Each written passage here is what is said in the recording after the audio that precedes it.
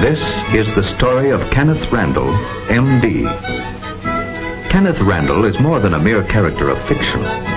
He is the personification of the spirit, the ideals, the disappointments, the sacrifices, the struggles, and the hopes of literally hundreds of physicians who throughout the years saw and what's more did something about the needs for advancement in industrial medicine.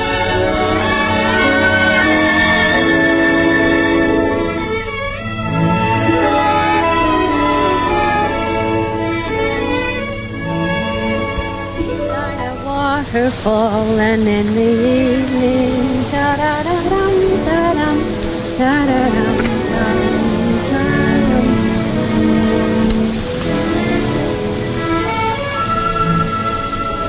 You know, Dr. Kenneth Randall, you're a very wonderful man.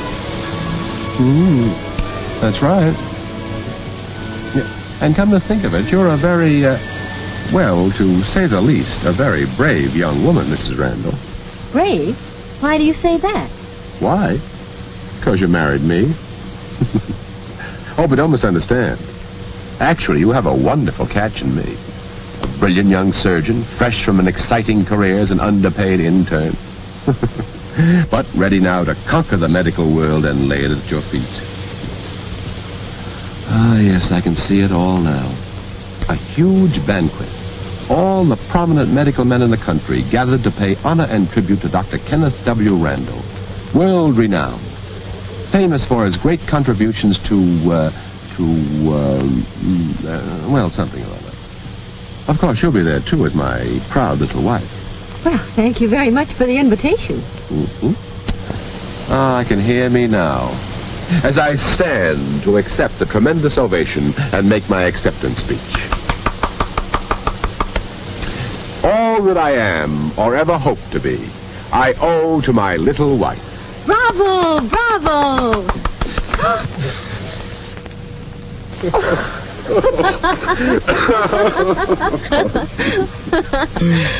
Well, tell me, Ken, if you're such a wonderful catch, why am I so brave to marry you?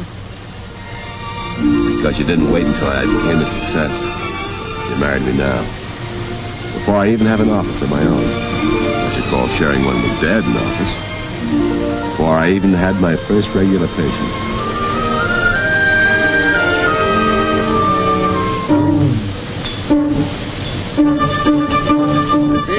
Hurry. I'll take the basket, All dear. right, take care.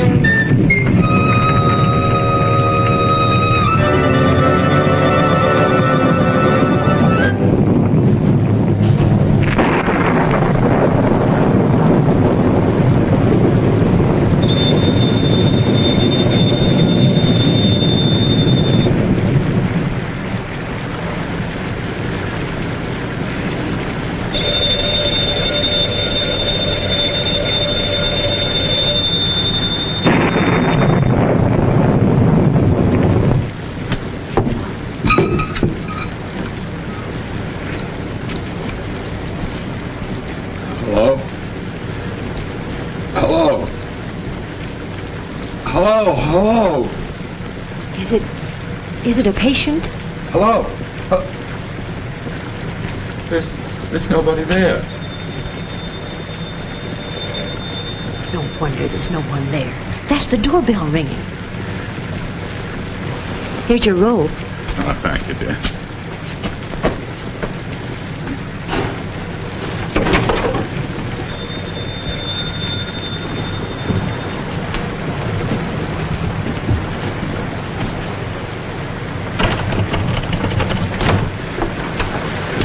Gotta get there. Quick, Doc. Bill's hurt bad. Bleeding like anything. I'll be back in a minute.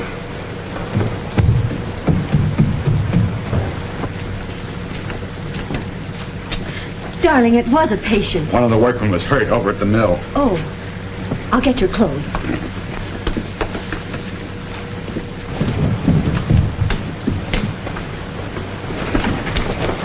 We can get there quicker if we cut across. We'll take Dad's car. Yeah. Thanks.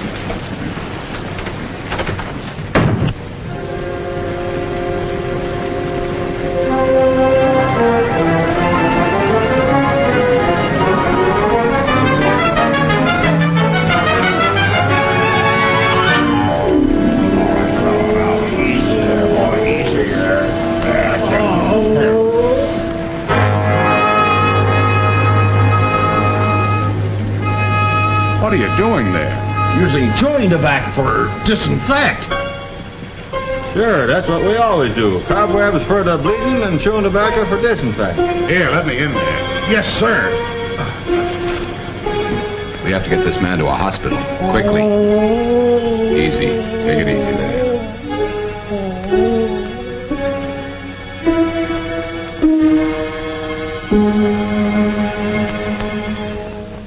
Good morning, Dr. Randall. Good morning, Doctor. Good morning, Doctor. Good morning.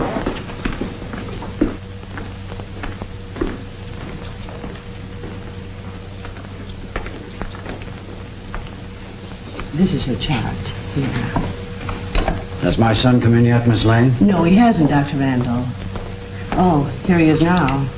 Good morning, Dad. Good morning, Miss Lane. Good morning. Say, Ken, I looked in on that new patient of yours just now.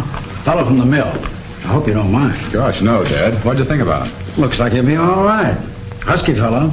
You did a fine job. Splendid piece of surgery. Well, like father, like son, I hope, Dad. That'll take years of hard work. By the way, you'd better accustom yourself to addressing me as doctor, especially around the hospital. I'll do the same. Very well, Dad. Doctor. Excuse me, Dr. Monroe left this for you to look at before you leave. Thank you.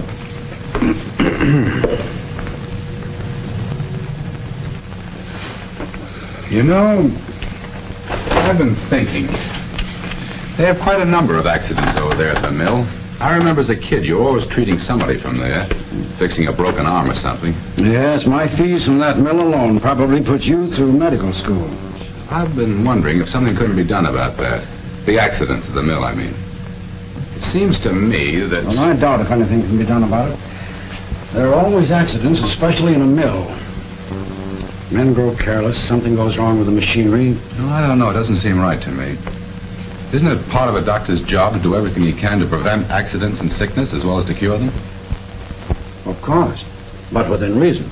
You can't close every mill and factory in town. No, you just concentrate on being a good surgeon and don't worry about anything else. Dr. Randall, they're waiting for you in the operating room. Thank you. Oh, by the way, tell Martha I'll be dropping in for dinner tonight.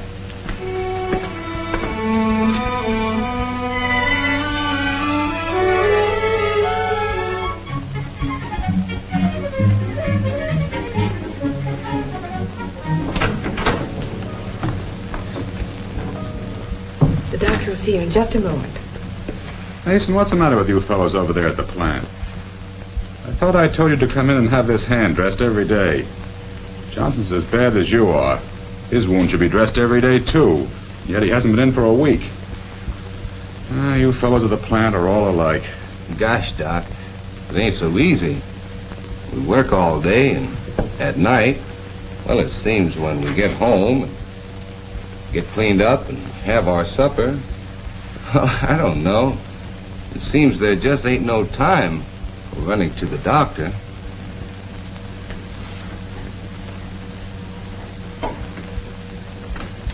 I have an idea. What time do you fellows quit for lunch? About 11:30. Perhaps if you men can't find the time, maybe I can.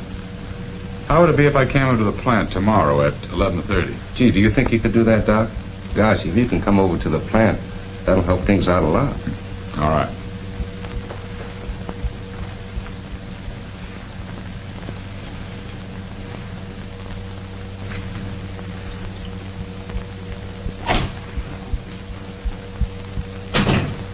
Say, Doc, I wish you'd kind of take a look at my back. It seems to be hurting all the time. Sure, I'll take a look at it. Oh, slip your shirt off, will you?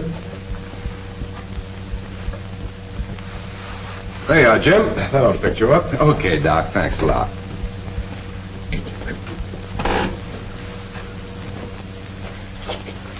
Well, that's it. Now, let's see. Where does it hurt? Here? Ah, hurt you there, huh? Do you do much lifting, Judd? Most all the time, Doc. You'd think I'd be used to it, wouldn't you? How long has your back been hurting you? Well, for several months, off and on. But lately, it's been hurting most of the time. Well, how about getting transferred to some other kind of job? A job where you wouldn't have to do any lifting. Why, I've had lifting jobs all the time. Well, if you keep on lifting, Judd, that pain in your back's going to get worse. You'll be laid up, maybe for a long time. Now, my advice is go see your family doctor as soon as you're through work this afternoon. Get him to give your back a thorough examination and see what he advises you to do. Well, all right if you say so, but I thought maybe you could give me something to rub in and take the pain away. That wouldn't do any good, Judd. Now, don't put off seeing your doctor. Go see him as soon as you're through work today. Will you? Well, all right if you say so. Got a little cut in my arm, Doc. Did it this morning. As long as you're going to be around here, I thought maybe you'd take a look at it. Mm-hmm. It ain't much. Yep, this morning, huh? Well, let's see here. Did you dress this yourself? Yeah. I see. Sit down here, Bill.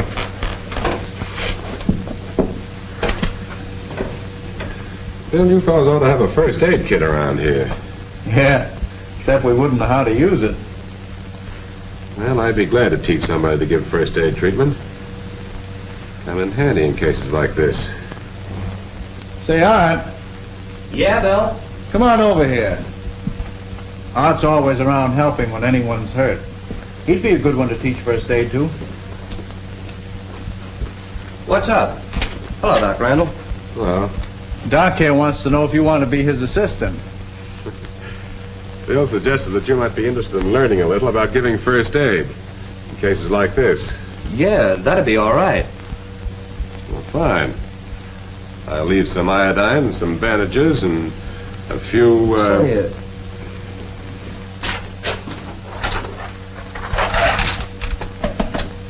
How about putting the stuff in here? I don't use this box anymore. Yes, they'll make quite a medical department. Yes, quite a medical department. One morning, about 3 weeks later, Dr. Randall Sr. was reading a newspaper. What he saw didn't exactly please him. Say, Ken. Oh, hello, Martha. Kenneth, listen to this. Worker threatened suit for alleged back injuries. Decision to sue based on diagnosis of Dr. Kenneth Randall. Well, I hope you realize a thing like that can cost us every good patient we have. I've spent years trying to build up a dignified and successful practice, and then you come along and get yourself mixed up in a thing like this. Son, I wish you hadn't done it. But, Dad, what would you have me do? I suggested he see his own doctor and take his advice. Anything wrong with that? What I mean is, you should have stayed away from the factory in the first place. And, Kenneth, I'm going to seriously suggest that from now on, you do your practicing in this office. Or the hospital surgery. That's your #1 responsibility. And stay away from factories. That's not the life for you. Martha, I'll drop in for dinner tonight. Oh, fine. Martha, I've always felt that for a man to be a success in his own eyes, he's got to be more than just a competent member of his profession. I don't quite see what you're getting at. Oh, I mean, to be really successful, or maybe I should say worthy, a carpenter, a tool maker, engineer, preacher, or a doctor should contribute something to the advancement of human progress through his profession. Maybe it's just finding new ways to make something better or cheaper. Maybe it's fighting and working unselfishly for a just cause. Ken, you sound just like a high school valedictorian. Well, maybe so, but I mean it. And as far as I'm concerned, I'm beginning to think that my job is doing something for the advancement of a new kind of medical practice. New? In what way? Well, new from the point of view of a doctor working to cut down sickness and accidents in the town's factories and mills. Yes, I suppose you could call it the practice of industrial medicine. But Ken, you know what your father will say.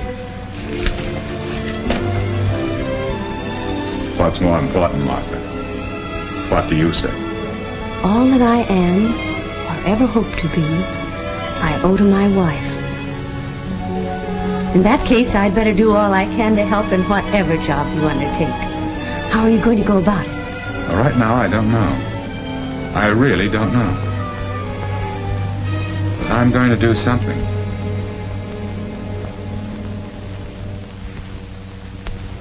Doctor, Mr. Gregg and I have been talking over the idea of your coming into the plant for a regular period each day.